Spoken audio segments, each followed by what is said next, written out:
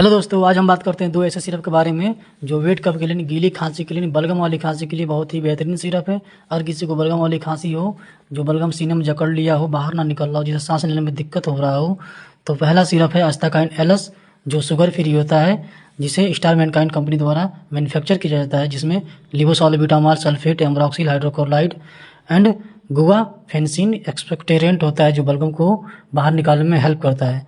दूसरा सिरप है जो है एस्कॉरिल एलएस, इसमें भी सेम साल्ट होता है, लेकिन ये नॉन शुगर फ्री होता है। बात करते हैं इसके दोनों का डोज के बारे में, तो डोज जो होता है एज और वेट पे डिपेंड करता है, इसलिए इसका डोज डॉक्टर की सलाह के अनुसार ही लें। अगर वीडियो अच्छा लगे तो लाइक, कमेंट, फॉलो जरूर कीजिए। धन्यवाद।